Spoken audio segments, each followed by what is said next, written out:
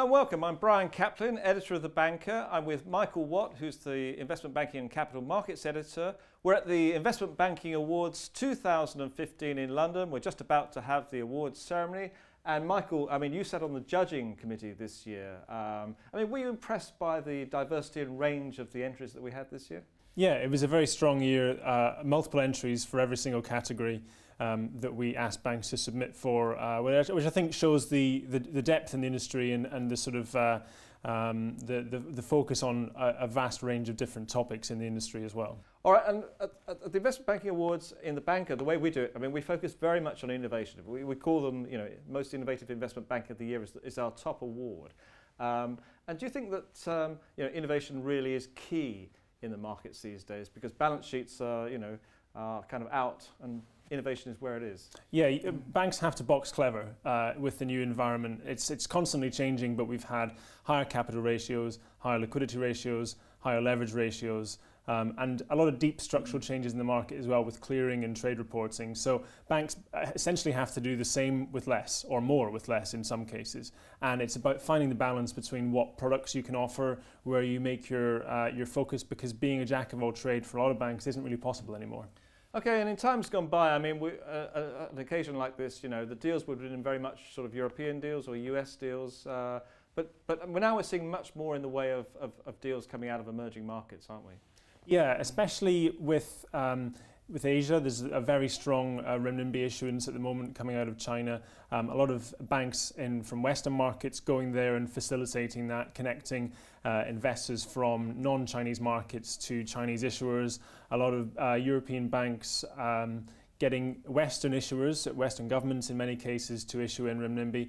It's a much more geographically spread market these days, and that's reflected in the entries that we had. Great, okay, well, we'll look forward to the evening. Thank you. The most innovative investment bank for equity derivatives.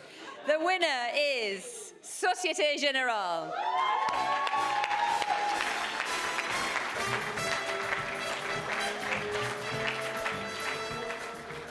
Hello, my name is Michael Watt. I'm the Investment Banking and Capital Markets Editor at The Banker. I'm here with James Tressler, Head of Cross-Asset Secured Financing at Societe Generale. James, thanks for joining us. Your bank obviously won the Equity Derivatives Award this year, so congratulations for that. When you look back on the year, what sticks out for you in terms of your own success? Can you point to any reasons why you think you've done particularly well this year? First of all, thank you. The recognition, it's really unbelievable for the firm. Thank you to you, our clients, even our competition that pushes us further than I think we can realize we could go. The year, I mean, how can we describe this year? This year is 2 years. You know, we woke up in January 1st and it's about a Greek exit, quantitative easing in Europe. We get to our summer holidays, we come back, it's China. It's a whole different year. So we basically had 2 years in one, but it's been a reactionary year, and a year that I think we've done quite well in. Obviously, this award shows that we are showing our discipline. So when you say reactionary, it's a lot of it, I imagine, has been tin hats on, getting the best solutions for your clients to deal with a lot of these problems that have been thrown at you and them. Yes, it's required us to be innovative, and sometimes we have to improvise. But yes, this is our je ne sais quoi, if you would. This is our expertise. This is equity derivatives. And what about the structure? Because you obviously have a fairly unique structure in terms of the way you set up. What about that helps you do that, do you think? Well, we have the trading expertise, the structuring expertise, but more importantly about the structure and the structure moving forward is we've incorporated a clearing expertise with the full acquisition of New Edge, as well as our execution expertise. And you take this along with our expertise in cross-asset secured financing, we're talking about a different business. And a lot of the press reports over the last couple of days have been about the third quarter this year being exceptionally weak as far as equity values go. Obviously a big impact from China there. In terms of looking forward to the fourth quarter and next year, do you expect that weakness to continue? I mean, what are you guys, when you talk to clients, what are the conversations there about, getting through this period with, with balance sheets intact and sort of finding solutions to help them deal with the problems that have been thrown at them? Sure, fair question. First, let's look at the first part of the year. I mean, we're talking about a homogeneous, almost zero interest rate environment.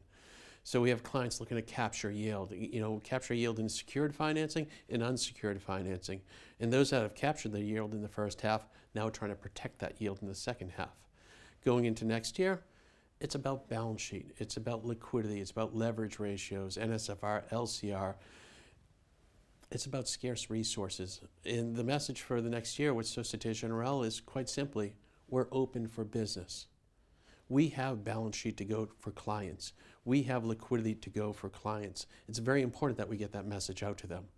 When we're working in an environment where prime brokers are retrenching, you hear this a lot, this retrenching word, and they're reconsidering, their paradigm for their business.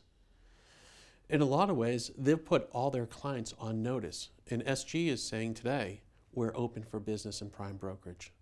Do we have balance sheet to go? Yes, we do. We're going to abandon our prime of prime models and make it true prime brokerage. Do we have liquidity to go? Yes, we do.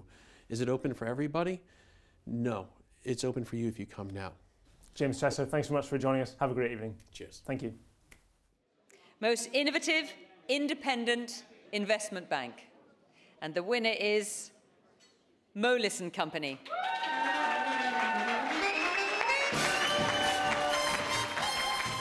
Hello and welcome. My name is Michael Watt. I'm the Investment Banking and Capital Markets Editor at The Banker.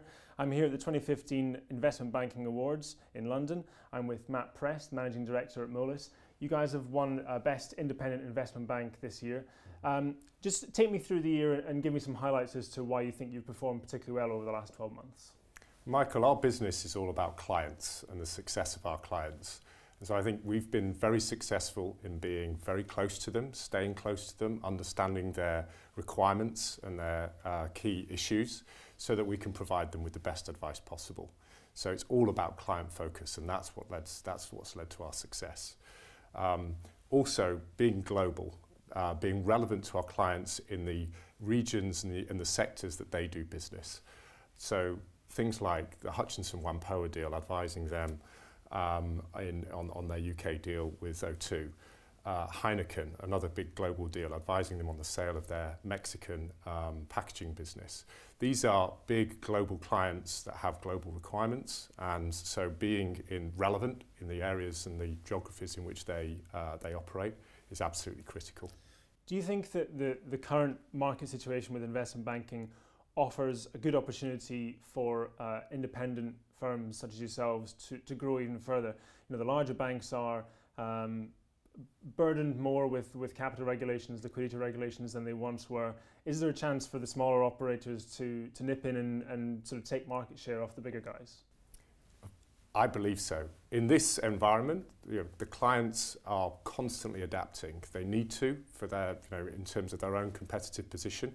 We need to be able to be fleet of foot and to be able to adapt and move quickly to meet their changing requirements as well.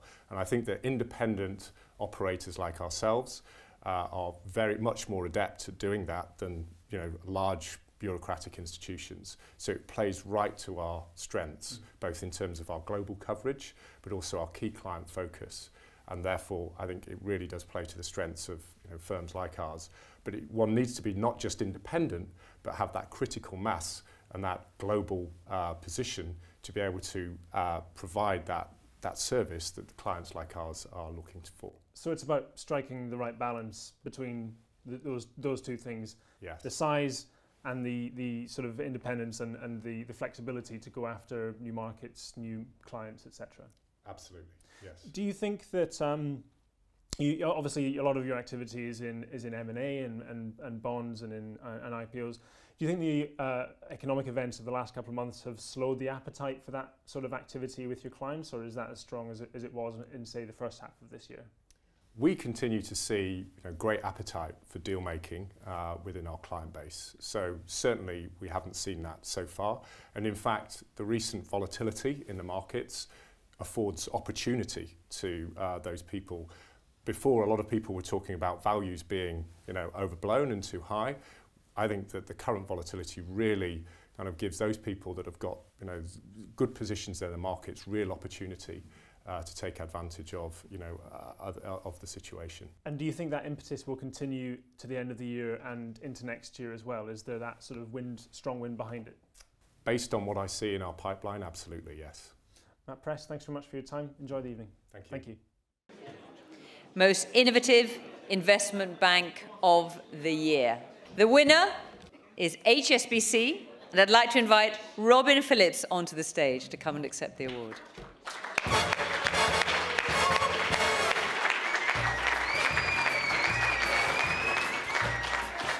Hello and welcome. My name is Brian Kaplan, editor of The Banker. I'm here with Robin Phillips, who's the Global Head of Banking for HSBC. And HSBC has won our top prize at the awards this year as the most innovative investment bank for 2015. So Robin, congratulations. Brian, thank you. And it's obviously been a fantastic year for you. I mean, can you sort of pick out one or two of the highlights and sort of give us a flavour for what has been the reasons for this great performance? Yeah, I mean, first of all, obviously we've won awards in 6 different categories, and I think it's the accumulation of all of that that really adds up to the overall award. So if I could just mention the infrastructure, sovereign supranationals, bonds, emerging markets, Western Europe, and of course risk management, which is such an important area for all of us, our clients, but also ourselves in terms of how we manage our own capital and liquidity as well.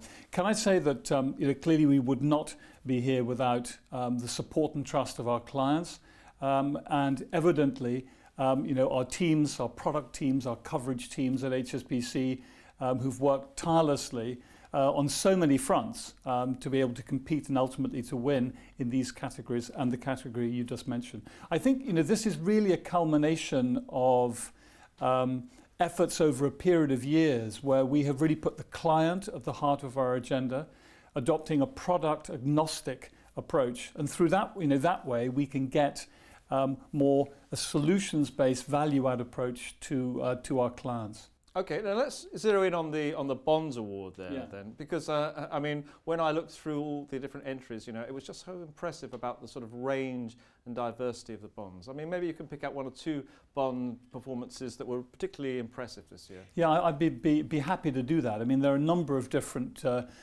themes. The first one I'd probably point to is currency, the ongoing internationalization of the RMB. The UK Treasury issue, which we helped to drive, and that was three. Which no, well, it was that we'd had both the Sukuk and the RMB issuance. Yes, so the RMB issuance was the largest by a non-Chinese issuer, and then we had, showing the internationalization of the Sukuk. We had the issue by UK Treasury as well, of course, followed by Hong Kong and by Luxembourg. So that's currency. Capital. I mean, we saw an unprecedented level of issuance, in AT1 and in corporates. A standout there would be Total, the largest issue in euros.